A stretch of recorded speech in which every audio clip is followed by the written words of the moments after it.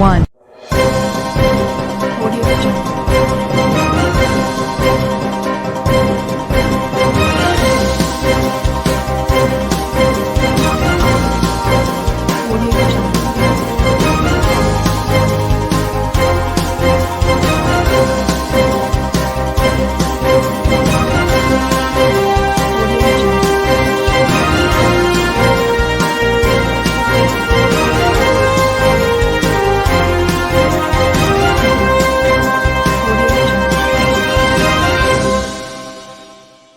नमस्कार, मैं हूं नरेश राघानी और आप देख रहे हैं horizon news.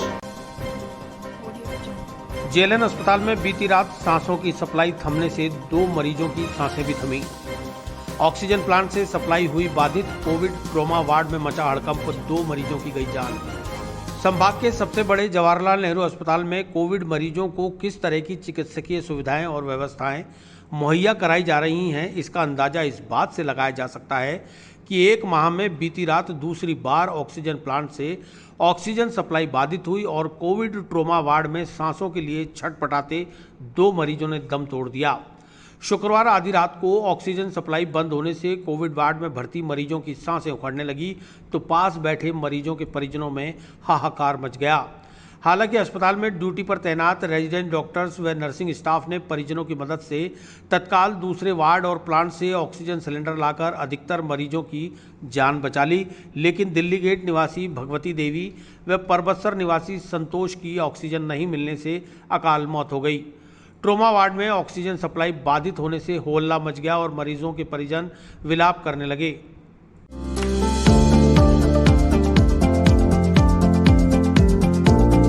Mohan watch and mobile Ajmer शहर में 4 प्रतिष्ठान, आपकी अपनी मोबाइल की दुकान।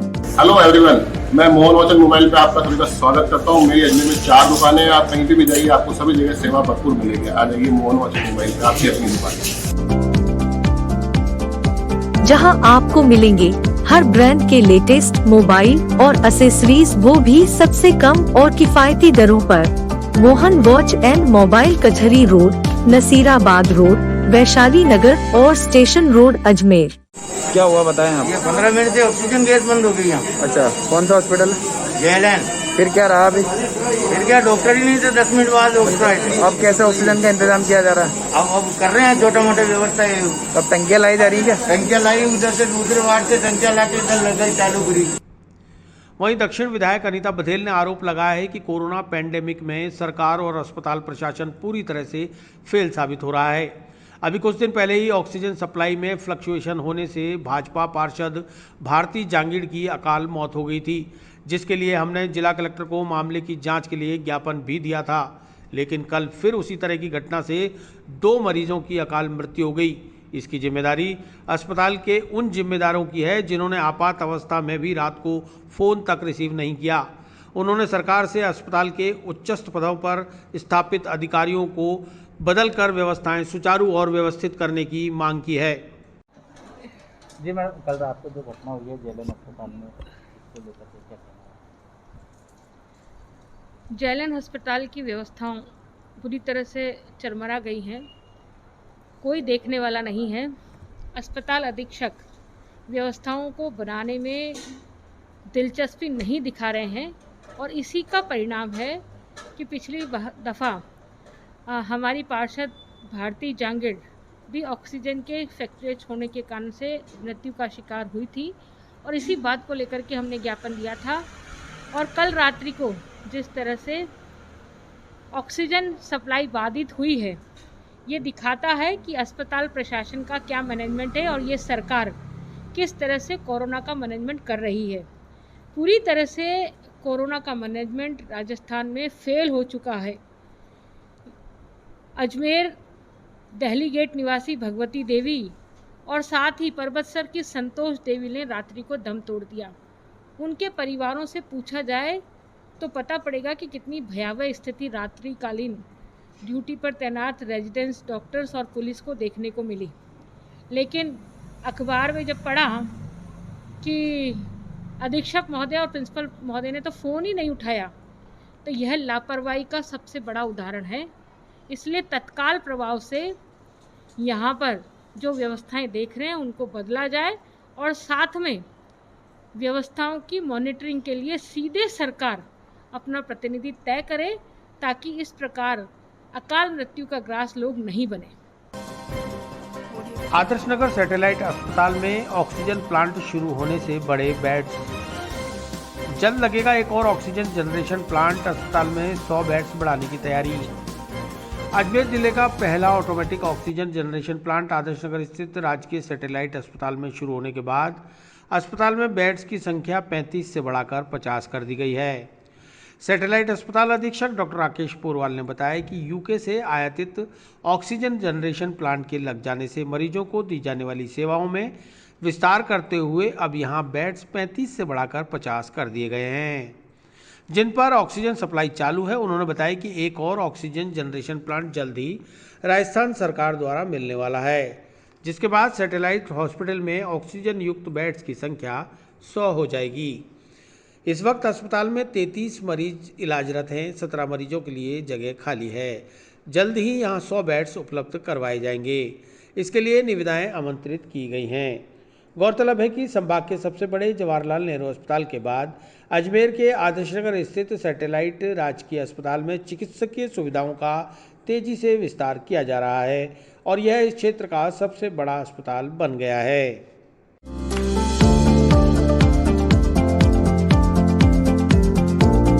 Mohan watch and mobile Ajmer शहर में 4 प्रतिष्ठान, आपकी अपनी मोबाइल की दुकान।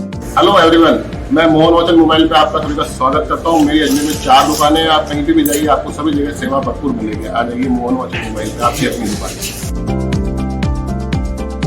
जहां आपको मिलेंगे हर ब्रांड के लेटेस्ट मोबाइल और एसेसरीज, वो भी सबसे कम और किफायती दरों पर। मोहन वॉच एंड मोबाइल कचहरी रोड, नसीराबाद रोड, वैशाली नगर और स्टेशन रोड अजमेर। पहले हमारे सैटेलाइट अस्पताल में 35 मरीजों की भर्ती करी जा रही थी, पर जैसे हमारा ऑक्सीजन प्लांट लगा है और ऑक्सीजन कंसंट्रेटर और जो सप्लाई है डायरेक्ट सिलेंडर की बढ़ गई है, उसके उपरांत हमने हमारे बेड्स की संख्या 50 बढ़ा दी है। इस सप्लाई को बढ़ाने से एक बहुत अच्छा फ़ायदा ये हुआ कि अब हमारे पास सफिशेंट बेड्स हैं कि हम एक्स्ट्रा मरीजों को भी भर्ती कर पा रहे हैं, उनकी ज़्यादा अच्छे से देखभाल कर पा रहे हैं और हम जितने सीरियस मरीज़ हैं जो हाई फ्लो पे भी रह रहे हैं उनको भी रखने की पूरी चेष्टा कर रहे हैं। हमारे यहाँ पे इसके अलावा एक और ऑक्सीजन जनरेशन प्लांट राजस्थान सरकार की तरफ से भी अब लगने वाला है और उसके बाद हम चाहेंगे कि हमारे पूरे अस्पताल के जो 100 बेड हैं उनमें हम डायरेक्ट ऑक्सीजन पैनल लगा देवे, ताकि 100 मरीजों को एक साथ हम भर्ती कर सकें। हमने इसके टेंडर आमंत्रित कर लिए हैं और जिसकी भी रेट सबसे लोएस्ट होगी उसको हम ये 50 बेड्स और बढ़ाने की अनुशंसा करेंगे, ताकि हम आगे कभी भी कोरोना के मरीज ज़्यादा बढ़े तो हम उसको 100 या 150 मरीज के पलंग तक की व्यवस्था हम कर पाएंगे। तो अभी टोटल बेड की कितनी व्यवस्था है? टोटल अभी तो 50 हैं और 50 पे मरीज भर्ती है? नहीं, अभी हमारे यहाँ पे 33 मरीज भर्ती हैं और 17 मरीज के लिए हमारे पास पलंग खाली है। किसी को भी भर्ती की ज़रूरत है तो हमारे यहाँ पे बिल्कुल आराम से पलंग खाली है हमारे पास और हम आगे 1 महीने के अंदर 50 बेड की संख्या और बढ़ा के उसको 100 तक कर देंगे। विधायक सेवा केंद्र पर ऑक्सीजन कंसंट्रेटर की सेवा शुरू। विधायक वासुदेव देवनानी ने 10 ऑक्सीजन कंसंट्रेटर निःशुल्क उपलब्ध कराने की सेवा का किया शुभारंभ। कोरोना महामारी से निजात पाने के लिए विधायक वासुदेव देवनानी ने विधायक सेवा केंद्र स्थापित किया था, जिसमें पिछले 1 माह से 6 प्रकार की सेवाएं उपलब्ध करवाई जा रही हैं। उन सेवाओं में घरों में क्वारंटीन कोविड मरीजों को अब तक 20,000 भोजन के पैकेट वितरित किए जा चुके हैं, तो वहीं टेलीमेडिसिन में 6 डॉक्टर्स लगातार सेवाएं भी दे रहे हैं। इसके साथ ही दवाएं भी निर्धारित मूल्य पर उपलब्ध करवाई जा रही हैं। इसी कड़ी में आज से प्राणवायु सेवा भी शुरू कर दी गई। आज से 10 ऑक्सीजन कंसंट्रेटर 10,000 रुपये सिक्योरिटी देकर चिकित्सक की अनुशंसा पर 5 दिन के लिए मरीजों को निःशुल्क उपलब्ध करवाए जाएंगे। विधायक वासुदेव देवनानी ने बताया कि 5 दिन बाद वापस नहीं देने पर 300 रुपये प्रतिदिन पेनल्टी चार्ज भी लगेगा। उन्होंने लोगों से अपील की है कि कोरोना से बचने के लिए कोविड प्रोटोकॉल की पालना करते हुए सदैव मास्क लगाएं, सामाजिक दूरी की पालना करते हुए हाथों को बार बार धोएं, ताकि कोरोना महामारी को हराया जा सके। इस मौके पर विधायक वासुदेव देवनानी, भाजपा शहर अध्यक्ष डॉक्टर प्रियशील हाड़ा, सीताराम शर्मा, अनीश मोयल, रचित कछावा सहित कई लोग मौजूद रहे।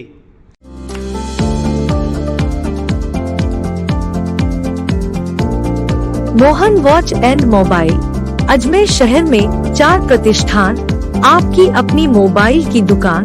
हेलो एवरीवन, मैं मोहन वॉच एंड मोबाइल पे आपका सभी का स्वागत करता हूँ। मेरी अजमेर में 4 दुकानें हैं। आप कहीं भी जाइए, आपको सभी जगह सेवा भरपूर मिलेगी। आ जाइए मोहन वॉच एंड मोबाइल पे, आपकी अपनी दुकान, जहां आपको मिलेंगे हर ब्रांड के लेटेस्ट मोबाइल और एसेसरीज, वो भी सबसे कम और किफायती दरों पर। मोहन वॉच एंड मोबाइल, कचहरी रोड, नसीराबाद रोड, वैशाली नगर और स्टेशन रोड, अजमेर। कोरोना महामारी के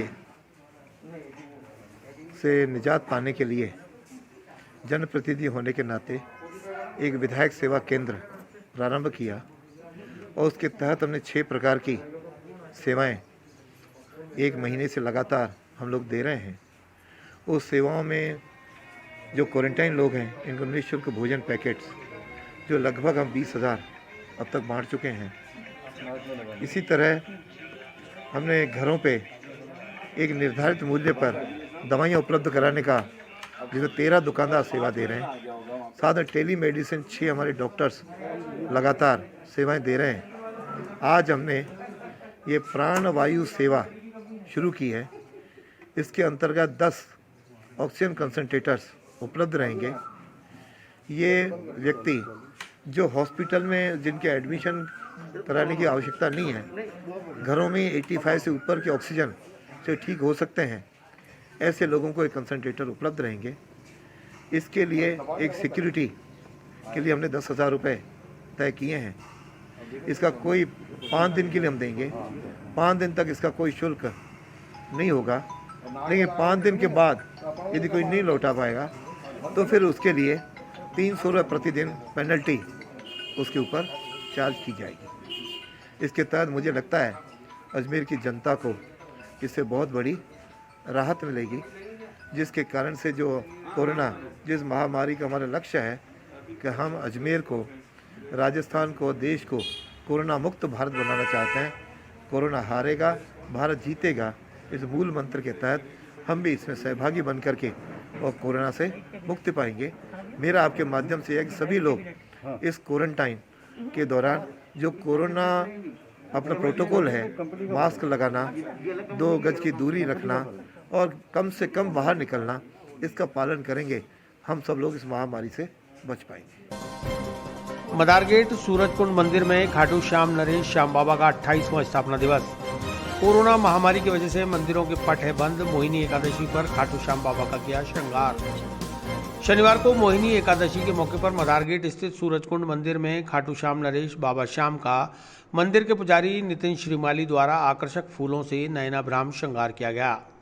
नितिन ने बताया कि आज मदारगेट सूरजकुंड मंदिर में बाबा श्याम की स्थापना को 28 वर्ष पूर्ण हो चुके हैं।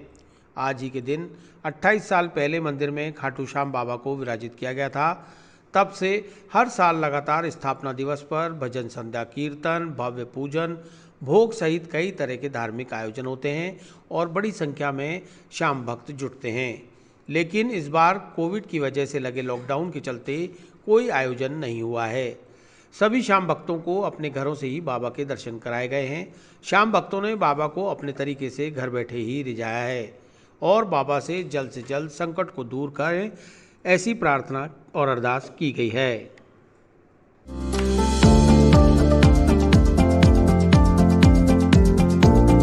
Mohan watch and mobile Ajmer शहर में 4 प्रतिष्ठान, आपकी अपनी मोबाइल की दुकान। हेलो एवरीवन, मैं मोहन वॉच एंड मोबाइल पे आपका सभी का स्वागत करता हूँ। मेरी अजमेर में 4 दुकानें हैं। आप कहीं भी जाइए, आपको सभी जगह सेवा भरपूर मिलेगी। आ जाइए मोहन वॉच एंड मोबाइल पे, आपकी अपनी दुकान, जहां आपको मिलेंगे हर ब्रांड के लेटेस्ट मोबाइल और एसेसरीज, वो भी सबसे कम और किफायती दरों पर। मोहन वॉच एंड मोबाइल, कचहरी रोड, नसीराबाद रोड, वैशाली नगर और स्टेशन रोड, अजमेर। आज बाबा शाम की एकादशी है। आज बाबा शाम के हमारे अजमेर में बाबा शाम को 28 साल पूरे हो गए बाबा का स्थापना हुए हुए। हम बाबा साहब के हर साल हर महीने बाबा के एकादशी कीर्तन धूमधाम से एकादशी और द्वादशी को यहाँ कीर्तन होता है मंदिर में, बाबा के हर प्रोग्राम होता है।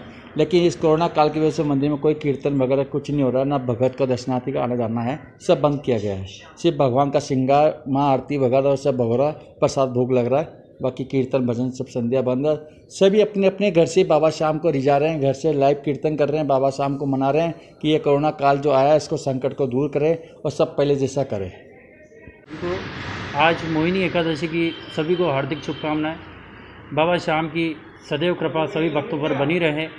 मैं आज बाबा के दोग देने के लिए अजमेर मदार गेट स्थित सूरजकुंड मंदिर में बाबा श्याम के मंदिर में दर्शन करने के लिए आया और बाबा से यही अर्जी करिए कि बाबा इस महामारी संकट को जल्द से जल्द दूर करे और बाबा जैसे पहले तेरे आने की जोत जगती थी, रात जगती थी, बारस की दोग लगती थी, वैसे ही सभी भक्तों पर कृपा बनी रहे। इन्हीं के साथ सभी बाबा के दरबार में मैं यही अर्जी करता हूँ और इस महामारी संकट को जल्द से जल्द दूर करे, यही बाबा के दरबार में मैं अर्जी लगाता हूँ। अजमेर में मदार गेट सूरजकुंड मंदिर में आके बाबा के दोग दे के यही अर्जी करिए। सतगुरु ग्रुप और सेवाराम लालचंदानी ट्रस्ट द्वारा आदर्श नगर सैटेलाइट हॉस्पिटल को दी मदद। अस्पताल के चिकित्सकों को विधायक अनीता बघेल के निवेदन पर पीपीई किट, ऑक्सीमीटर, मास्क व सैनिटाइजर किए भेंट।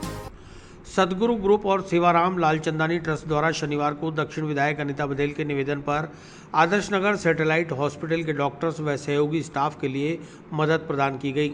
विधायक अनीता बघेल के निवास पर शनिवार सुबह सैटेलाइट हॉस्पिटल के अधीक्षक डॉक्टर राकेश पोरवाल, अन्य चिकित्सकों की मौजूदगी में सतगुरु ग्रुप के फाउंडर और chairman Anil Chandirani, president Prakash Lalchandani, vice president R D. Tharwani के सानिध्य में Satguru arcade construction head Vijay Mangalani, CFO Vijay Asnani और सतगुरु इंटरनेशनल स्कूल की ओर से सौरभ कपूर की मौजूदगी में हॉस्पिटल स्टाफ के लिए 50 PPE kit, 100 sanitiser, 100 N95 mask और 5 ऑक्सीमीटर प्रदान किए गए।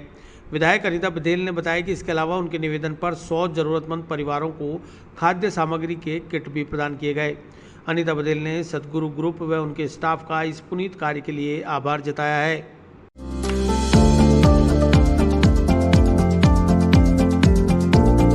Mohan watch and mobile Ajmer शहर में 4 प्रतिष्ठान, आपकी अपनी मोबाइल की दुकान। हेलो एवरीवन, मैं मोहन वॉच एंड मोबाइल पे आपका सभी का स्वागत करता हूँ। मेरी अजमेर में 4 दुकानें हैं, आप कहीं भी जाइए आपको सभी जगह सेवा भरपूर मिलेगी। आ जाइए मोहन वॉच एंड मोबाइल पे, आपकी अपनी दुकान, जहां आपको मिलेंगे हर ब्रांड के लेटेस्ट मोबाइल और एसेसरीज, वो भी सबसे कम और किफायती दरों पर। मोहन वॉच एंड मोबाइल, कचहरी रोड, नसीराबाद रोड, वैशाली नगर और स्टेशन रोड, अजमेर।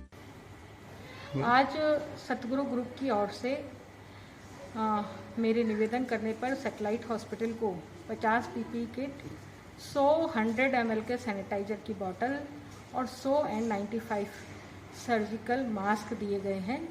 साथ ही 5 ऑक्सीमीटर भी दिए गए हैं।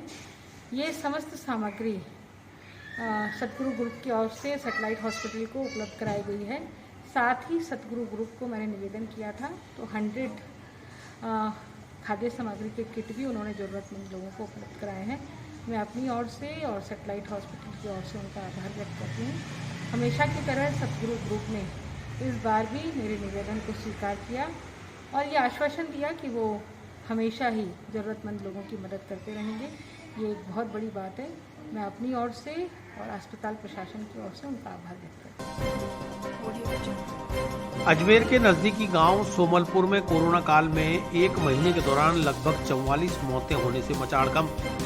ग्राम पंचायत स्तर पर निर्णय लेते हुए सोमलपुर गांव के चारों एंट्री पॉइंट को बैरिकेडिंग लगाकर किया बंद। अजमेर के निकटवर्ती ग्राम सोमलपुर में पिछले 1 माह के दौरान कोरोना काल में लगभग 44 लोगों की मौत से हड़कंप मचा हुआ है। हालांकि सामुदायिक स्वास्थ्य अधिकारी डॉक्टर हुकमचंद मारू बताते हैं कि इसमें कोविड केस साथी हैं और कुछ केस सस्पेक्टेड हैं। इसके अलावा हार्ट अटैक, डायबिटीज जैसी बीमारियों से भी मौतें हुई हैं। उनका कहना है कि शहर के नज़दीक होने से सोशल मीडिया या अखबारों में आने वाली खबरों से ग्रामीण घबराए हुए हैं कि जब अजमेर शहर में ही इतनी तादाद में मरीज हैं कि अस्पतालों में जगह नहीं है तो फिर उनका क्या होगा। यहाँ साक्षरता दर भी कम है, लोग झाड़ फूंक टोने टोटके में विश्वास रखकर चिकित्सकीय व्यवस्था से दूरी बनाए रखते हैं, इसलिए भी मौतें होती हैं। वहीं रमज़ान के दौरान वैक्सीनेशन हुआ नहीं, यहाँ भ्रांतियाँ फैली हुई है कि वैक्सीन लगवाने के 3 महीने के अंदर मौत हो जाएगी। ऐसी भ्रांतियों को दूर करने के लिए ग्राम पंचायत स्तर पर विभिन्न माध्यमों से लोगों को कई तरह के उदाहरण देकर भ्रांतियों को दूर भी किया जा रहा है, लेकिन फिर भी वैक्सीनेशन की दर शहरों की अपेक्षा काफ़ी कम है।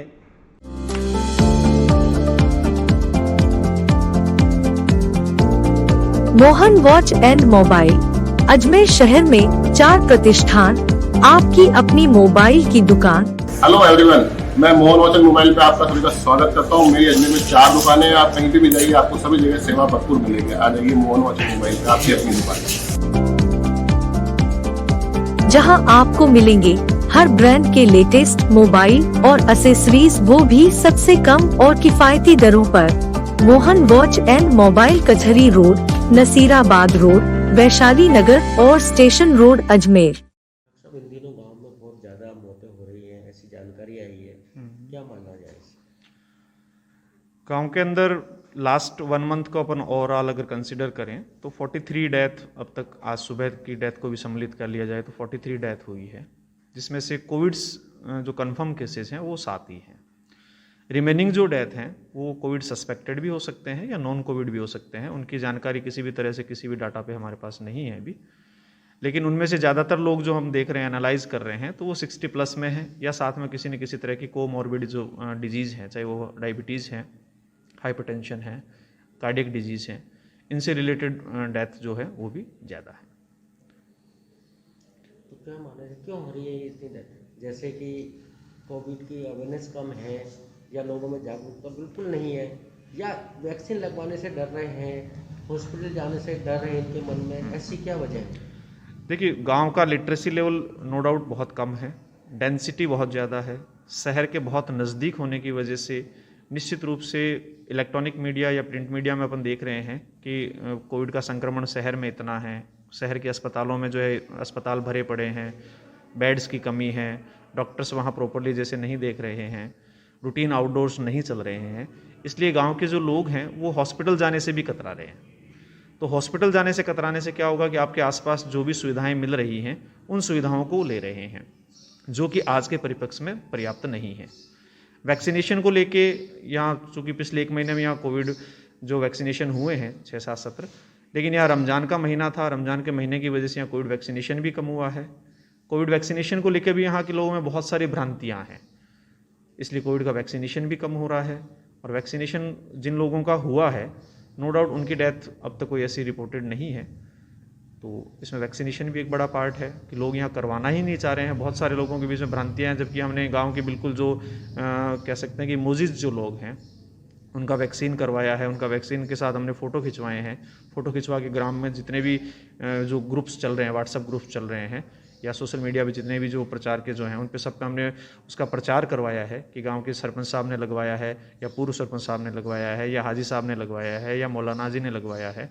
इस तरह के हमने जो है वो बिल्कुल प्रचार किया है। इसके बावजूद वैक्सीनेशन का जो रेशो आना चाहिए था निकल के, वो तक नहीं आया है। कहीं ऐसा तो नहीं इनके मन में किसी तरह का भय डर या तो कि हॉस्पिटल जाएंगे तो वहाँ डेथ हो जाएगी, या वहाँ परेशानियाँ होगी, ऑक्सीजन नहीं मिलेगा, या कोविड जो इंजेक्शन है वो लगवाने से डेथ हो जाएगी, ऐसा तो कोई भय व्याप्त नहीं है इनके मन में? ऐसा कोई भय ज़्यादा नहीं है। सिर्फ जो अखबार में या टीवी पे या रेडियो पे जो सुन रहे हैं कि अस्पतालों के अंदर बेड्स की संख्या कम है, ऑक्सीजन नहीं मिल रही है, या वहाँ जाके कोविड से संक्रमण की संभावनाएं ज़्यादा है, इसलिए गांववासी जो है लिटरेसी का लेवल को साथ में कंसिडर करते हुए वहाँ हॉस्पिटल्स जाना ही पसंद कम कर रहे हैं। 1 थिंग। सेकेंड थिंग, वो कोविड के वैक्सीनेशन को लेकर भी उनके मन में बहुत सारी भ्रांतियाँ हैं। उनमें एक भ्रांति ये भी है कि हम वैक्सीनेशन करवाने के बाद जो है महीना, 2 महीना, 3 महीना के अंदर हमारी डेथ हो जाएगी, ये भी बहुत बड़ा भ्रांति है। कुछ लोग जिसको कह सकते हैं कि हालांकि साइकोलॉजिकल ही है, मैं नहीं मानता इसमें कोई ज़्यादा कुछ एविडेंस है। हमारे यहाँ एक व्यक्ति की वैक्सीनेशन हुई और उस व्यक्ति बिल्कुल ओके था, 3 दिन तक बिल्कुल ओके था। चौथे दिन किसी व्यक्ति ने कह दिया कि आप ये वैक्सीनेशन करवाई थी, अब तो आप 3 महीने में मर जाओगे, और वो व्यक्ति वेरी नेक्स्ट डे से अगले 7 दिन तक बेड रिडन था। उसको फीवर भी था, सारे सिम्टम थे, सब कुछ था। फिर उसको साइकोलॉजिकली वापस ट्रीट किया, वो वेल एंड ओके है। तो इस तरह की भ्रांतियाँ भी हैं गाँव में निश्चित रूप से। तो मानते हैं गांव वालों में कुछ भय व्याप्त तो है ही है, बिल्कुल इसमें कोई दो राय नहीं है। बिल्कुल भय तो व्याप्त है ही। इतने पेंडेमिक है, इस पेंडेमिक में भय आमजन के मन में निश्चित रूप से है। और चिकित्सा जिस लेवल पे इनको लेनी चाहिए उस लेवल से निश्चित रूप से कतरा रहे हैं। कहीं ऐसा तो नहीं कि कुछ नीम हकीमों के चक्कर में पड़ गए हों और वहाँ से दवाइयाँ ले रहे हैं और उसका ये इफेक्ट हो कि ज़्यादा मौतें हो रही हैं? नहीं, इस तरह का कोई वो नहीं है, क्योंकि गांव बिल्कुल शहर के नज़दीक है और शहर के नज़दीक होने से चिकित्सा सुविधाओं की जो है कमी नहीं है।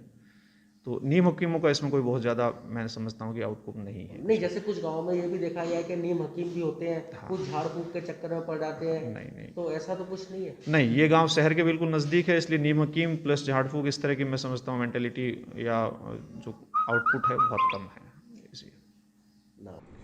ग्राम विकास अधिकारी दीपक वर्मा ने बताया कि गांव में बढ़ती कोरोना संक्रमण की वजह से चारों एंट्री पॉइंट को बैरिकेडिंग लगाकर बंद कर दिया गया है। यह निर्णय ग्राम पंचायत कोर कमेटी की बैठक के बाद लिया गया।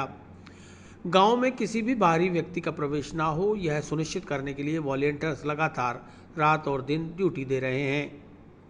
हाँ भाई साहब, ये क्या लगा रखा है आपने, क्या बना रखा है यहाँ पे? ये सर रोड जो है ब्लॉक कर रखे हैं। गाँव में प्रवेश के 4 रास्ते हैं हमारे यहाँ मुख्य, और उन चारों रास्तों पर बैरिकेडिंग लगाकर ऐसे और वॉलंटियर बिठाकर ग्राम पंचायत द्वारा कोर कमेटी अध्यक्ष के निर्देशानुसार ये रोड बैरिकेडिंग लगा रखे हैं, जहाँ वॉलंटियर जो हैं वो रात दिन उपस्थित रहते हैं, ताकि गांव में कोई भी जो प्रवेश करे तो उसकी जानकारी रहे और जो बिना कारण या गलत लोग गांव में प्रवेश ना कर सकें, ताकि संक्रमण को फैलने से रोका जा सके। वहीं जब सचिव रामपाल जाट को अखबार के माध्यम से फैली खबर की सूचना मिली तो उन्होंने उस पर संज्ञान लेते हुए शनिवार को सोमलपुर गांव का दौरा कर ग्राम पंचायत सरपंच, पंचायत समिति सदस्य, नोडल अधिकारी, बीएलओ व गांव के प्रतिष्ठित वर्ग से मिलकर हालात की जानकारी ली। उन्होंने बताया कि गांव के लोगों ने उन्हें गांव की वर्तमान स्थिति से अवगत कराया है कि गांव में किस तरह से जो भी कोरोना संदिग्ध है उसे घर में ही क्वारंटीन किया हुआ है। वहीं लोगों को समझाया गया कि ज़्यादा संक्रमित दिखाई दे रहे व्यक्ति को तत्काल अजमेर के राजकीय अस्पताल में भर्ती कराया जाए, जहां संपूर्ण उपचार की व्यवस्था है। वहीं लोगों से अंधविश्वास से दूर रहते हुए झाड़ फूंक और टोने टोटके ना करने व समय पर वैक्सीन लगवाने के साथ ही कोरोना नियमों की पालना करने की भी हिदायत दी गई है। लोगों से कहा गया है कि हमेशा मास्क का उपयोग करें, गांव में लोग उचित दूरी बनाकर रखें, हाथों को बार बार धोते रहें। आज हमने सोलमपुर गांव, जो कि अजमेर डिस्ट्रिक्ट हेडक्वार्टर से करीबन 10 किलोमीटर की दूरी पर है, वहां पर अखबार में छपी खबर के अनुसार उस पर संज्ञान लिया है और उस गांव में गए हैं।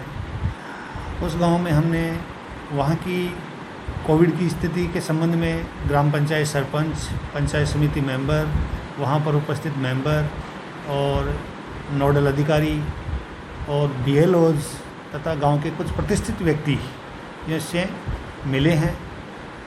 गांव की स्थिति का उन्होंने अवगत करवाया।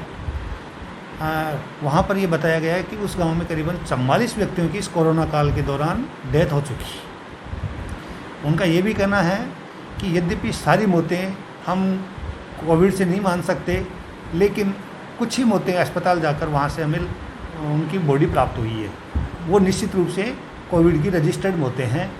बाकी और लोगों का भी अगर जांच की जाए, पता लगाया जाए, तो वो मौतें भी कोरोना काल में शायद कोविड की ही मिले। वहाँ पर गांव की हमने सफाई व्यवस्था का जायज़ा लिया, तो ग्राम पंचायत सरपंच व पंचायत समिति सदस्य का ये कहना था कि हमने गांव में सैनिटाइज करवा दिया है। विशेष रूप से गांव वालों का ये कहना है कि हमारे यहाँ पर एक सब सेंटर बना हुआ है, लेकिन उस पर डॉक्टर की नियुक्ति नहीं है और उस डॉक्टर को किसी और जगह लगा दिया गया है। उनका ये कहना है कि हमारे वैक्सीनेशन 13,000 की आबादी के गांव में केवल 300-400 व्यक्तियों का हो पाया है, वो भी पहला डोज, और RT-PCR टेस्ट हमारे नहीं हो रहे हैं और काफ़ी लोग बुखार से पीड़ित हैं, वो होम क्वारंटाइन हैं। गांव वालों ने अपनी स्वव्यवस्था कर रखी है, उन लोगों को होम क्वारंटाइन कर रखा है तथा उनकी स्वास्थ्य की ध्यान रखते हुए उनको नियमित उपचार दिलवाया जा रहा है। गांव वालों का ये भी कहना है कि हमारे यहाँ पर ऐसी कोई व्यवस्था नहीं है कि गंभीर जो रोगी है, अगर उसको सांस लेने में भी अगर दिक्कत हो तो गैस सिलेंडर ऑक्सीजन का कोई सिलेंडर उपलब्ध हो। लेकिन जिला मुख्यालय से तथा उनके पीएचसी सेंटर से ये केंद्र जहाँ कोविड सेंटर बना उससे कुछ ही दूरी पर है, इसलिए ग्राम पंचायत स्तर पर यद्यपि हमने ग्राम पंचायत सरपंच को अपने सहयोग से, जन सहयोग से इस प्रकार की व्यवस्थाएं करने के लिए भी उनको निर्देश दिए हैं। विशेष तौर से गांव में फैले हुए अंधविश्वास, झाड़ फूंक, जादू टोना मंत्र आदि से जो इलाज कर रहे हैं, उन लोगों के प्रति लोगों को जागृत किया, उन व्यक्तियों के प्रति लोगों को जागृत किया और उनको ये समझाया गया कि आप किसी भी प्रकार के किसी अंधविश्वास में नहीं पड़ें, आप वैज्ञानिक पद्धति जो चिकित्सा पद्धति है उस पर विश्वास रखें, आपका स्वास्थ्य का ध्यान रखें। इसके अलावा हमने विशेष तौर से ये महसूस किया कि गांव में इस कोविड काल के दौरान जो डेथ हुई है उनसे शायद लोगों ने ये सीखा हो कि इस बीमारी का इलाज केवल सामाजिक डिस्टेंसिंग, मास्क लगाना, सैनिटाइजिंग करना, बार बार हाथ धोना तथा लोगों से दूरी बनाए रखना ही इसका सर्वोत्तम बचाव है। अपने 7 माह के बच्चे के साथ 10 घंटे रोजाना ड्यूटी दे रही है मेवाड़ फील्ड कॉप्स की नंदू। घर में कोई संभालने वाला नहीं, इसलिए छोटे बच्चे को लेकर करनी पड़ती है पुलिस की ड्यूटी। लोग घरों में अपने बच्चों के साथ सुरक्षित रहें, इसलिए हम मजबूरी में अपने बच्चों के साथ घरों से बाहर हैं। लोग समझ जाएं तो हमें सख्त होने की ज़रूरत ही ना पड़े। ये कहना है अपने 7 माह के बच्चे को अपनी गोद में लेकर अपने घर डूंगरपुर से दूर अजमेर में ड्यूटी दे रही मेवाड़ भील कॉप्स की सिपाही नंदू का। नंदू ने बताया कि एमबीसी के तहत पिछले लॉकडाउन में भी उन्होंने गर्भवती होते हुए डूंगरपुर में ड्यूटी को अंजाम दिया और अब 7 माह के बच्चे को लेकर अजमेर में ड्यूटी दे रही हैं। इस वक्त नंदू सहित उनके साथ सिपाही द्रौपदी, कोकिला और माया भी लगातार ड्यूटी पर तैनात हैं और कलेक्ट्री के अंदर ड्यूटी दे रही हैं। एमबीसी बटालियन में तैनात अधिकतर सिपाही अपने गृह जिलों से दूर तैनात हैं। फिलहाल नंदू सहित उनकी साथी सिपाही पुलिस लाइन में रह रही हैं। नंदू ने बताया कि उनके परिवार में पति के अलावा कोई और बच्चे को संभालने वाला भी नहीं है, इसलिए वे बच्चे को अपने साथ रखती हैं और ड्यूटी पर भी बच्चे को लेकर ही काम करना पड़ता है। ऐसे में मुश्किलें तो बहुत होती हैं, लेकिन लोगों को सुरक्षित रखने का काम और जिम्मेदारी सुरक्षा बलों की ही है, लिहाजा वह अपनी ड्यूटी को बिना बोझ समझे निष्ठा के साथ अंजाम देती हैं। हॉरिजन हिंद न्यूज़ जज्बे के साथ फर्ज को अंजाम देने वाली महिला सिपाही नंदू को सैल्यूट करता है।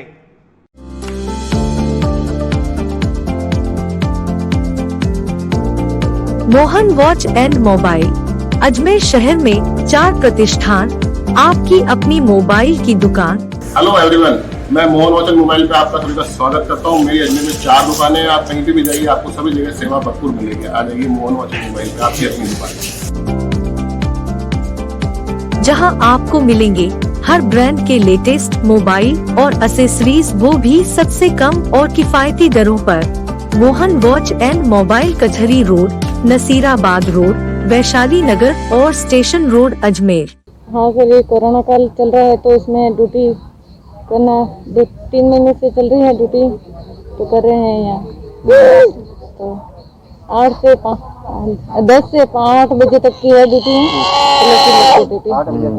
हाँ।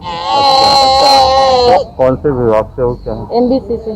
एमबीसी से, हाँ। अच्छा, तो क्या कोई घर पे है नहीं तो बच्चे को भी संग घर पे रखने वाला कोई है नहीं बच्चे को, इसलिए ड्यूटी का फर्ज भी निभाना पड़ता है, बच्चे का भी फर्ज निभाना पड़ता है माँ का। कितने साल का ये बच्चा? ये 7 महीने का है। पहले भी आपने कोरोना काल में किस तरह से ड्यूटी करी थी? पहले भी प्रेग्नेंट थे तो 7वें महीने तक, 8वें महीने तक हमने 4 महीने ड्यूटी की परमानेंट। क्या नाम है आपका? नंदू। कौन से विभाग से? एमबीसी से, मेवाड़ बिल्कुल। केसरगंज चटाई मोहल्ले में 2 मंजिला इमारत का हिस्सा भरभरा कर गिरा।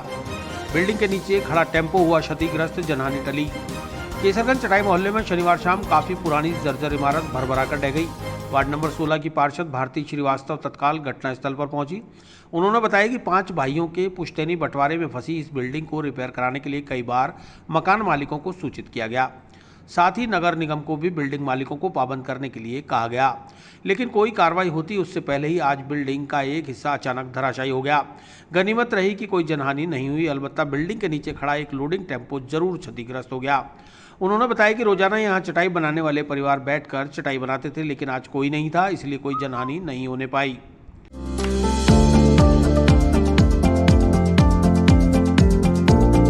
Mohan watch and mobile Ajmer शहर में 4 प्रतिष्ठान, आपकी अपनी मोबाइल की दुकान। हेलो एवरीवन, मैं मोहन वॉच एंड मोबाइल पे आपका सभी का स्वागत करता हूँ। मेरी अजमेर में 4 दुकानें हैं, आप कहीं भी जाइए आपको सभी जगह सेवा भरपूर मिलेगी। आ जाइए मोहन वॉच एंड मोबाइल पे, आपकी अपनी दुकान, जहां आपको मिलेंगे हर ब्रांड के लेटेस्ट मोबाइल और एसेसरीज, वो भी सबसे कम और किफायती दरों पर। मोहन वॉच एंड मोबाइल कचहरी रोड, नसीराबाद रोड, वैशाली नगर और स्टेशन रोड, अजमेर। ये वार्ड नंबर 16 है, जहाँ पर चटाई मोहल्ला है। चटाई मोहल्ले के अंदर एक ये बिल्डिंग है जिसकी मैं 10 साल से इनके पीछे पड़ी हूँ कि भाई इसको कार्रवाई भी इनकी निगम के द्वारा करवाई गई, लेकिन इनकी सांझे की हांडी है। 5-6 भाइयों का इनका इसमें बंटवारा है, जो रहते भी हैं कुछ लोग ऊपर, लेकिन इनको कोई समझ नहीं आई आज तक। आज इसका परिणाम ये निकला। परसों भी मैं इनको कह के गई हूँ कि बिल्डिंग गिर सकती है, आप इसको जल्दी से सही कराइए। आज ये बिल्डिंग अचानक गिरी है और भगवान की इतनी कृपा थी कि इसके नीचे सभी लोग बैठ के चटाई बनाया करते थे। आज यहाँ पर कोई चटाई नहीं बना रहा था। एक टेम्पू रखा था, जो टेम्पू के ऊपर सारी दीवार गिर गई है, लेकिन जनहानि होने से बच गए हैं। अभी निगम प्रशासन सब यहाँ आ चुके हैं और पुलिस प्रशासन भी पहुँच चुका है मौके पर। अभी कार्रवाई करवाने के लिए बात कर रहे हैं। वहीं सूचना पर नगर निगम की टीम और केसरगंज पुलिस चौकी व क्लॉक टावर थाना प्रभारी दिनेश कुमावत महजाब्ता मौके पर पहुंच गए। उन्होंने बताया कि निगम को अभी बिल्डिंग के बाकी हिस्से को गिराने के लिए लेटर दिया जाएगा। साथ ही टाटा पावर को भी बिजली के तार क्षतिग्रस्त होने की सूचना दे दी है। इसके अलावा टेम्पो में हुए नुकसान का आकलन कर आगे की कार्रवाई की जाएगी, ताकि कोई और हादसा न हो जाए। ये चटाई मोहल्ला केसरगंज स्थित ये 4-5 भाइयों की जो शामिलाती एक पुरानी बिल्डिंग थी, जिसका एक हिस्सा बालकनी भरभरा के आज गिर पड़ा है और इससे इस बालकनी के नीचे एक टेम्पू खड़ा था जो क्षतिग्रस्त हुआ है। किसी भी प्रकार की कोई जनहानि नहीं हुई है। ये पूरी बिल्डिंग जर्जर अवस्था में है। इसके लिए हमने नगर निगम को एक लेटर अभी भेजेंगे इसको क्षतिग्रस्त घोषित करने के लिए। और चूँकि ये बालकनी गिरने से एक ये टेम्पू क्षतिग्रस्त हुआ है, इसका हम नुकसान का आकलन कर रहे हैं और जो नीचे आई है सर्विस लाइन वगैरह बिजली की, इसलिए टाटा पावर को सूचित कर दिया गया है। इस भवन में परिवार रहता है क्या? इस भवन में पूरे 5 भाइयों का पूरा लंबा चौड़ा परिवार रहता है और इसी के लिए हम नगर निगम को इसके लिए लिख रहे हैं कि इसकी आगे की सुरक्षा व्यवस्था वो सुनिश्चित करें। तो और बिल्डिंग कहीं गिरने के कगार पे है? हाँ, आसपास में 1-2 बिल्डिंग और है जो पुरानी होकर काफ़ी जर्जर अवस्था में है। इसके लिए भी हम पृथक से लिखेंगे। राजस्थान लोक सेवा आयोग द्वारा चयनित 32 मेडिकल व्याख्याताओं की पदस्थापना हुई अजमेर में। मेडिकल कॉलेज प्राचार्य डॉक्टर वीबी सिंह और अस्पताल अधीक्षक डॉक्टर अनिल जैन ने प्रेस कॉन्फ्रेंस कर मुख्यमंत्री और चिकित्सा मंत्री का जताया आभार। शनिवार को जवाहरलाल नेहरू आयुर्विज्ञान संस्थान में प्राचार्य डॉक्टर वीबी सिंह और जेएलएन अस्पताल अधीक्षक डॉक्टर अनिल जैन, कोविड प्रभारी डॉक्टर संजीव महेश्वरी ने प्रेस वार्ता आयोजित कर जानकारी दी कि राजस्थान लोक सेवा आयोग द्वारा हाल ही में चयनित 100 चिकित्सा शिक्षकों में से 32 चिकित्सा शिक्षकों की फैकल्टी को अजमेर में पदस्थापन किया गया है, जो एक हर्ष का विषय है, क्योंकि अजमेर के जेएलएन मेडिकल कॉलेज में काफ़ी पद खाली हैं और अपग्रेड भी किया जा रहा है। अब मुख्यमंत्री अशोक गहलोत, चिकित्सा मंत्री डॉक्टर रघु शर्मा और चिकित्सा सचिव की अनुशंसा पर अजमेर मेडिकल कॉलेज को 32 मेडिकल व्याख्याताओं की फैकल्टी उपलब्ध कराई गई है, जिससे कि सभी व्यवस्थाएं सुचारू हो पाएंगी।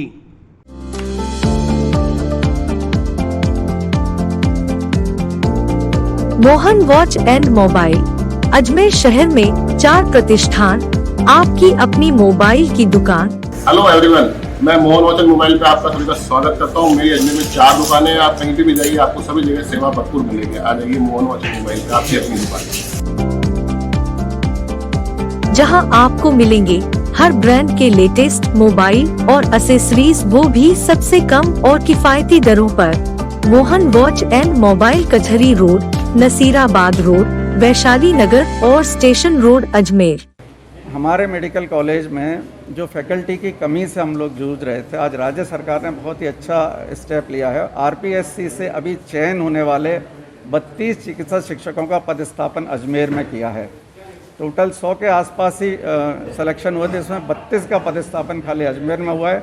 इसके लिए हम माननीय मुख्यमंत्री जी, माननीय स्वास्थ्य मंत्री जी और तथा हमारे चिकित्सा शिक्षा सचिव के बहुत ही आभार व्यक्त करते हैं कि उन्होंने इस समय जब हम कोविड से भी जूझ रहे हैं और मेडिकल कॉलेज को अपग्रेड हम करना चाह रहे हैं, उस समय इतनी फैकल्टी हमें देकर हमें अनुग्रहित किया है। पीसीसी उपाध्यक्ष नसीम अख्तर व कांग्रेस जनों की मांग पर पुष्कर चिकित्सालय में शुरू हुआ वैक्सीनेशन। ऑनलाइन रजिस्ट्रेशन कराने पर पुष्कर सहित अजमेर के युवाओं का आया पुष्कर वैक्सीनेशन केंद्र। पुष्कर तीर्थ नगरी में 18 वर्ष से 44 आयु वर्ग के लोगों के वैक्सीनेशन का इंतजार आज खत्म हो गया, जब पूर्व मंत्री व प्रदेश कांग्रेस कमेटी उपाध्यक्ष नसीम अख्तर इंसाफ व पुष्कर के कांग्रेस जनों द्वारा जिला कलेक्टर और एसडीएम से की गई मांग पूरी करते हुए आज पुष्कर के राजकीय सामुदायिक स्वास्थ्य केंद्र पर वैक्सीनेशन प्रारंभ हुआ। शनिवार से सामुदायिक स्वास्थ्य केंद्र पुष्कर में 18 साल से अधिक के युवाओं के वैक्सीन लगना प्रारंभ हो गया।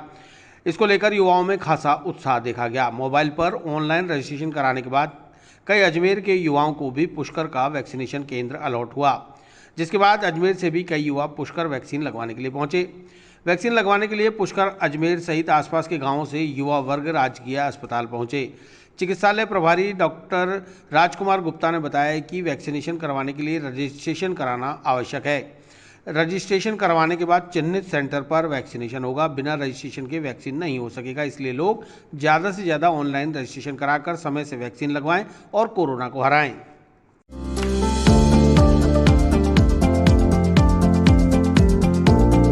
Mohan watch and mobile Ajmer शहर में 4 प्रतिष्ठान, आपकी अपनी मोबाइल की दुकान। हेलो एवरीवन, मैं मोहन वॉच एंड मोबाइल पे आपका सभी का स्वागत करता हूँ। मेरी अजमेर में 4 दुकानें हैं, आप कहीं भी जाइए आपको सभी जगह सेवा भरपूर मिलेगी। आ जाइए मोहन वॉच एंड मोबाइल पे, आपकी अपनी दुकान, जहां आपको मिलेंगे हर ब्रांड के लेटेस्ट मोबाइल और एसेसरीज, वो भी सबसे कम और किफायती दरों पर। मोहन वॉच एंड मोबाइल कचहरी रोड, नसीराबाद रोड, वैशाली नगर और station road Ajmer. Pushkar PHC में वैक्सीनेशन का दौर चालू हुआ है, जिसके अंदर मैं ये अपील करना चाहता हूँ कि जो स्लॉट बुक होंगे उन्हीं के हम लगा पाएंगे। हम हमारी तरफ से ऐड करके किसी को भी वैक्सीनेशन नहीं दे पाएंगे। तो मेरा सभी जो कि वैक्सीनेशन कराना चाहते हैं अपने मोबाइल से आधार से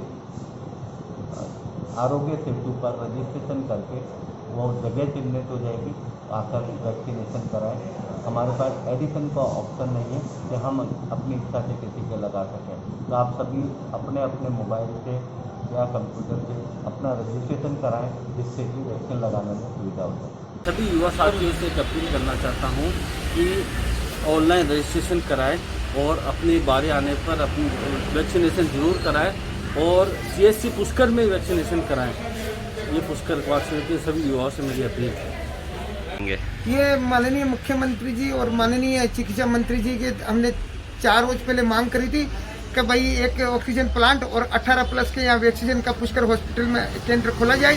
दूसरी प्लस एक बड़ी समस्या कोविड शील्ड नहीं आ रही है, उसकी भी हमने मांग करी। तो माननीय मुख्यमंत्री 2 मांग उसमें स्वीकृत करके आज बड़ा माननीय मुख्यमंत्री बड़ा तोहफा दिया युवाओं को। 18 प्लस का आज पुष्कर के अंदर वैक्सीन लगने शुरू हो गई है और मैं युवा भाइयों को निवेदन करना चाहता हूं कि इसका लाभ आप जरूर ले, वैक्सीन लगाइए। वैक्सीनेशन कराया और हमें बहुत ज़्यादा अच्छा लग रहा है, क्योंकि हमें बहुत सेफ फील हो रहा है।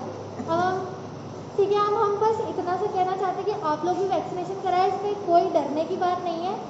जो जितना हुआ बना रखा है ना लोगों ने, ऐसा कुछ भी नहीं है। प्लीज़ आके लगवाएं, बहुत सेफ है। मुझे बहुत अच्छा लग रहा है वैक्सीन लगवा के।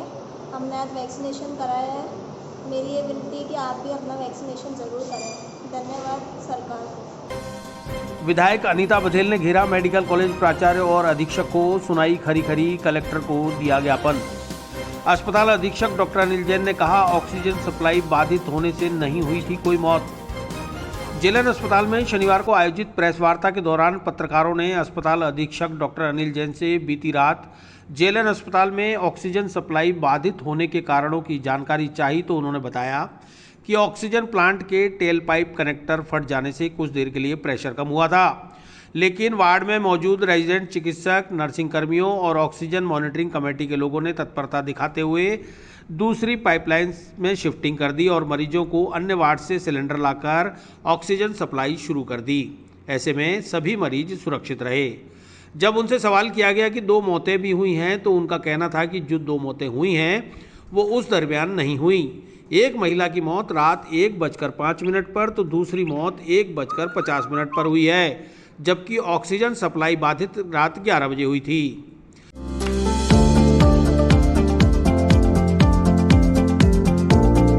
Mohan watch and mobile Ajmer शहर में 4 प्रतिष्ठान, आपकी अपनी मोबाइल की दुकान।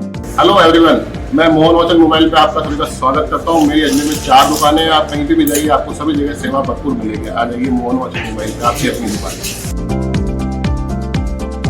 जहां आपको मिलेंगे हर ब्रांड के लेटेस्ट मोबाइल और एसेसरीज, वो भी सबसे कम और किफायती दरों पर।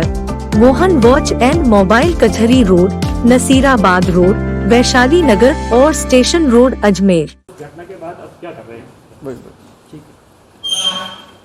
हाँ बोलिए जी। दिनांक 21/5/2021 को रात्रि 11 बजे न्यूरो सर्जरी वार्ड के पास स्थित मैनीफोल्ड में टेल पाइप कनेक्टर अचानक फट गए थे, जिससे वार्ड में ऑक्सीजन का प्रेशर कम होने लगा। तुरंत ही वहां उपस्थित नर्सिंग स्टाफ, रेजिडेंट्स और कंसल्टेंट द्वारा सारे मरीजों को जहां भी प्रेशर कम हो रहा था सिलेंडर से ऑक्सीजन दी गई। उस समय वार्ड में उपस्थित रेजिडेंट चिकित्सक एवं ऑक्सीजन मॉनिटरिंग कमेटी के सदस्यों ने तत्परता से इस कार्य को अंजाम दिया। प्रेशर कम होने के कारण सप्लाई मैनीफोल्ड से दूसरी लाइन पर तुरंत शिफ्ट कर दी गई तथा कुछ ही क्षणों में जो प्रेशर निर्धारित था वो वार्ड में आने लग गया और टेक्नीशियन को बुलाकर जो टेल पाइप का कनेक्टर था जो टूटा था उसकी तुरंत रिपेयर करा दी गई।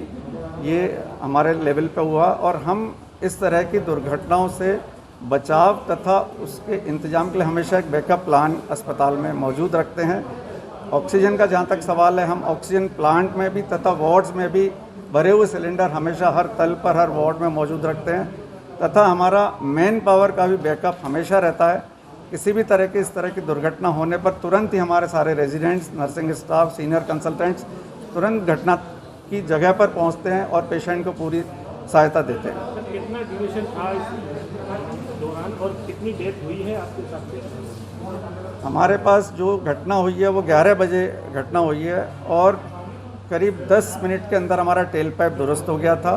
इन 10 मिनट भी जो प्रेशर ड्रॉप हुआ उसमें हमारे वार्ड में तुरंत ही सिलेंडर से हमने ये ऑक्सीजन देना शुरू कर दिया था और इस घटना के दौरान किसी भी मरीज की मौत नहीं हुई थी। दुर्घटना की बात कितनी हुई है सर? 2 मौतें हुई हैं, 7 हुई हैं, पूरी रात भर का अगर टाइम ड्यूरेशन की बात करें तो कितनी हुई है? पूरी दुर्घटना का पूरे दिन का तो मैं नहीं कह सकता, लेकिन दुर्घटना के करीब 2 घंटे बाद का जैसे 1:50 पे एक डेथ हुई है वो हमारे रिकॉर्ड में है बिल्कुल बराबर, और एक डेथ 1:05 पर हुई है।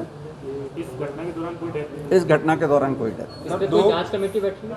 अभी तक नहीं है, क्योंकि रिपोर्ट जो हमने सबमिट कर दी है और उस पर ज़रूरत हुई तो जांच कमेटी बिठा के और इसका सारा देखभाल कराएं। 2 महिलाओं की मौत हुई है ऐसा माना जा रहा है, क्या हुई है या नहीं हुई है?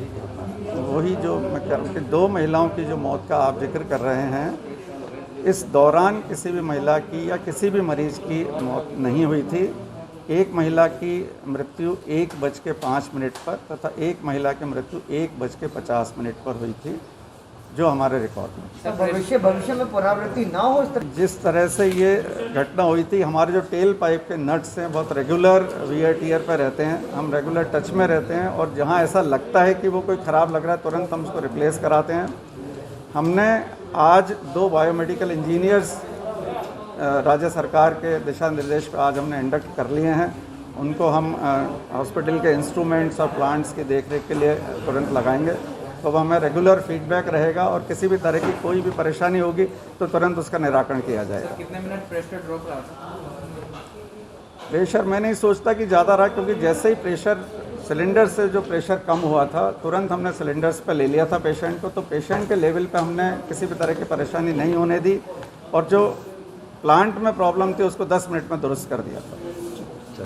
जिस वक्त प्रेस वार्ता चल रही थी, ठीक उसी वक्त दक्षिण विधायक अनीता बघेल अपने कार्यकर्ताओं के साथ मेडिकल कॉलेज पहुंची और उन्होंने मेडिकल कॉलेज प्राचार्य डॉक्टर वीबी सिंह व अस्पताल अधीक्षक डॉक्टर अनिल जैन को आड़े हाथों लेते हुए खूब खरी खोटी सुनाई। उन्होंने कहा कि अब तो संवेदना जगाओ और जाग जाओ, आपकी लापरवाही की वजह से कितनी और जाने जाएंगी। मौत का क्या दर्द होता है, जिसकी मौत हुई है उसके परिजनों से पूछो। अपने आप को क्लीन चिट देंगे, आपको वो दे देंगे, आपकी हमारी कोई गलती नहीं है, वो पेशेंट की गलती है कि वो बीमार क्यों हुआ।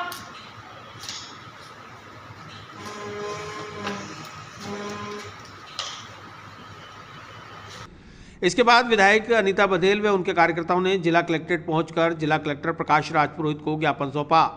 उन्होंने बताया कि अस्पताल में उच्च पदों पर बैठे लोगों की लापरवाही की वजह से मरीजों की जानें जा रही हैं और अस्पताल जांच कमेटी बनाकर हर बार की तरह खुद को क्लीन चिट दे देता है। ऐसे में जिस मरीज की मौत होती है उसके परिजनों को क्या दर्द होता है, इसकी जानकारी उन्हें नहीं हो पाती। वहीं बघेल ने कहा कि लॉकडाउन के दौरान एक तरफ तो राज्य सरकार ने कई मामलों में छूट दे रखी है, दूसरी ओर पुलिस को चालान बनाने का टारगेट देकर लोगों को बेवजह परेशान किया जा रहा है। गली में परचून की दुकान चलाने वाला या सब्जी वाला टेम्पो लेकर जब तक होलसेल बाजार में नहीं जाएगा तो सामान कैसे लाएगा। वहीं पुलिस उनका बाजार में 500 रुपये का चालान काट रही है और फैक्ट्रियों में जाने वाले मजदूर कोविड नियमों का पालन करते हुए मास्क भी लगाए होते हैं, बावजूद इसके उन्हें किसी न किसी तरह से परेशान किया जा रहा है। जिला कलेक्टर इन मामलों पर भी कार्रवाई करें। देखिए, इस कोरोना की जो ये दूसरी लहर आई है, उस दूसरी लहर में अत्यधिक मौतें हुई हैं और उसमें बहुत सा कारण हॉस्पिटल्स प्रशासन की लापरवाही भी रही है। पिछली दफ़ा हमारे पार्षद भारती जहांगीर की ऑक्सीजन फ्लैक्चुएट होने के कारण से मौत हो गई थी और उस दिन भी हमने कलेक्टर महोदय को ज्ञापन दिया था, लेकिन कल रात्रि को पुनः ऑक्सीजन की सप्लाई एकदम से ड्रॉप होने के कारण से 2 महिलाओं की मौत हो गई, जिसमें एक डेलीगेट की भगवती देवी थी और एक परबसर की संतोष थी। सुनने में आया कि ये 2 के अलावा भी डेथ हुई हैं, लेकिन उनकी जानकारी नहीं है। पर अस्पताल प्रशासन इतना अकर्मण्य कैसे हो सकता है, जब लोग एक एक सांसें गिन रहे हैं उस समय भी आप लापरवाही बरतो और इस तरह से लोगों की जान चली जाए, ये हत्या एक तरह से। इसलिए उन लोगों पर यह हत्या का मुकदमा दर्ज होना चाहिए जिन लोगों की लापरवाही के कारण से ये हुआ है और जिनकी मृत्यु हुई है। सरकार उनको 50 लाख रुपए का मुआवजा दे, क्योंकि उनके परिवार का सदस्य गया है। यह ज्ञापन हमने मुख्यमंत्री महोदय को सौंपा है कलेक्टर महोदय के माध्यम से और चेतावनी दी है कि यदि या तो इसकी व्यवस्था दुरुस्त करें, नहीं तो भारतीय जनता पार्टी के कार्यकर्ता आंदोलन के लिए अब सड़कों पर उतरेंगे, अब रुकने वाले नहीं हैं। कलेक्टर ने क्या कहा है? कलेक्टर ने कहा है कि ये फॉल्ट होने के कारण से ऐसा हुआ है, डॉक्टर्स की गलती नहीं है। पर फॉल्ट तो कोई टेक्नीशियन कर्मचारी की गलती है, फॉल्ट हुआ है, 2 जाने गई हैं, तो निश्चित रूप से कहीं ना कहीं तो लापरवाही हुई है, टेक्नीशियन कर्मचारियों की लापरवाही है। फॉल्ट कैसे हुआ है, यदि ये पता था कि पहले से इसमें फॉल्ट होने वाला है, देख लेते कि ये मेंटेनेंस नहीं हो सकता है, इसमें मेंटेनेंस की ज़रूरत है, तो उनको ऑक्सीजन सिलेंडर पे लाते पेशेंट्स को पहले, फिर उसका फॉल्ट सुधारते। परंतु फॉल्ट के कारण से किसी की जान चली जाए और प्रशासन या मौन बन के बैठा रहे, ये कांग्रेस की कार्यशैली का और मुख्यमंत्री जी के कोरोना मैनेजमेंट का एक उदाहरण है, जो हमने कलेक्टर महोदय को बताया कि आप ये कैसे कर सकते हैं। तो बैकअप प्लान कुछ था? बैकअप प्लान भी है, ऑलरेडी बता रहे हैं कि B नंबर का बैकअप प्लान है, C नंबर का बैकअप प्लान है, परंतु ये बैकअप प्लान कहाँ चले गए थे रात्रि को जब वो फॉल्ट हुआ, तब वो तो धरे के धरे रह गए ना। तो ऐसे बैकअप प्लान बनाने का क्या फ़ायदा है जो समय पर मदद नहीं कर सके लोगों की। अच्छा, श्रमिकों को लेकर भी आपने नाराजगी जाहिर की है? देखिए, जो श्रमिक हैं, सरकार ने एक तरह से तो पूरा खोल रखा है बाजार। सुबह 6 बजे से 11 बजे तक श्रमिक अपने काम पे जा सकते हैं, निर्माण के श्रमिक अपने काम पे जा सकते हैं और दुकानों से परचेजिंग की जा सकती है। लेकिन जो होलसेलर हैं, वो होलसेलर की सबकी दुकानें पड़ाव में हैं। तो रिटेलर, क्योंकि अभी 1 महीना से अधिक हो गया रिटेलर्स को बंद हुए, तो ऐसी स्थिति में रिटेलर होलसेल वाला मार्केट में जाएगा ही जाएगा सामान लेने के लिए। और यदि वो टेम्पो लेकर के जाता है, अपनी गाड़ी लेकर के जाता है और सामान लेके आता है, तो पुलिस अनावश्यक रूप से, मास्क भी है उसके पास में, उसका ड्राइविंग लाइसेंस भी है, उसने सीट बेल्ट भी लगा रखा है, उसके बावजूद उसका चालान काट रहे हैं, क्योंकि इनको टारगेट दिया हुआ है। कोरोना की महामारी में चालान से कांग्रेस की सरकार, अशोक गहलोत और कमाई करना चाहते हैं क्योंकि वो कंगाल हो गए। वैक्सीन के लिए उनके पास दवाई के लिए पैसे नहीं हैं, इसलिए 18 वर्ष वालों के लिए स्लॉट नहीं खोल रहे हैं और ऐसी स्थिति में चालान बना करके लोगों को ठगने का काम कर रही है और सरकार अपना खजाना भर रही है। इसी बात को लेकर के हमने बात की है। दूसरी तरफ जो इंडस्ट्री एरिया के जो श्रमिक हैं वो भी अपना कार्ड दिखा रहे हैं। जो इंडस्ट्री का जो डायरेक्टर है उसने कार्ड इश्यूज़ किए हैं, उनको सरकार के कहने पर इश्यूज़ किए हैं, लेकिन उसके बावजूद भी अननेसेसरी उसको परेशान किया जा रहा है, उसके चालान काट रहे हैं। तो एक तरफ तो आप कह रहे हो कि खोल रखा है हमने निर्माण श्रमिकों के लिए, फैक्ट्रीज़ के लिए, और दूसरी तरफ आप कह रहे हो कि नहीं, आप कैसे आवाजाही कर रहे हो। तो भाई जो इंडस्ट्री में जाएगा उसको तो घर से जाने के लिए तो जाना ही पड़ेगा, नहीं बगैर जाए वो कैसे काम करेगा। तो ये बात कलेक्टर महोदय को समझाइए ताकि वो रोके इन सब चीज़ों पर।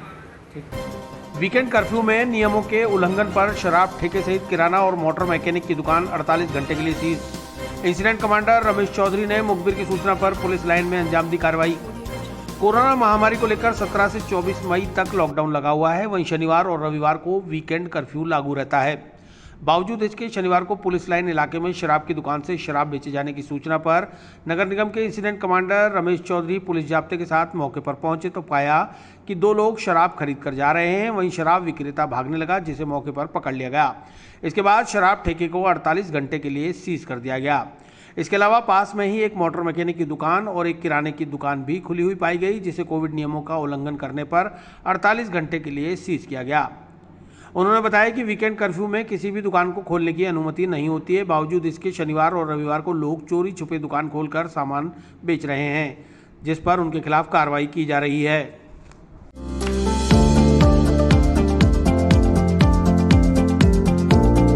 Mohan watch and mobile Ajmer शहर में 4 प्रतिष्ठान, आपकी अपनी मोबाइल की दुकान। हेलो एवरीवन, मैं मोहन वॉच एंड मोबाइल पे आपका सभी का स्वागत करता हूँ। मेरी अजमेर में 4 दुकानें हैं। आप कहीं भी जाइए, आपको सभी जगह सेवा भरपूर मिलेगी। आ जाइए मोहन वॉच एंड मोबाइल पे, आपकी अपनी दुकान, जहां आपको मिलेंगे हर ब्रांड के लेटेस्ट मोबाइल और एसेसरीज, वो भी सबसे कम और किफायती दरों पर। मोहन वॉच एंड मोबाइल कचहरी रोड, नसीराबाद रोड, वैशाली नगर और स्टेशन रोड, अजमेर। जी सर, अभी हमें सूचना मिली कि पुलिस लाइन एरिया में शराब की दुकान खुली है और दारू बेच रहा है। मौके पे आए, यहाँ पे हमें 2 आदमी शराब खरीदते हुए पाए गए। फिर उसके बाद में हमने इसको सीज कर दिया। इसके अलावा यहीं पुलिस लाइन एरिया में एक मोटरसाइकिल मैकेनिक की दुकान खुली थी, उसको भी सीज किया। एक किराने की दुकान खुली थी, उसको भी सीज किया। 48 घंटे तक इनको सीज की कार्रवाई की गई है। आपका नाम? रमेश चौधरी, सहायक अभियंता, नगर निगम। विस्तार से पढ़ने के लिए लॉगिन करें horizonn.com, सच के साथ।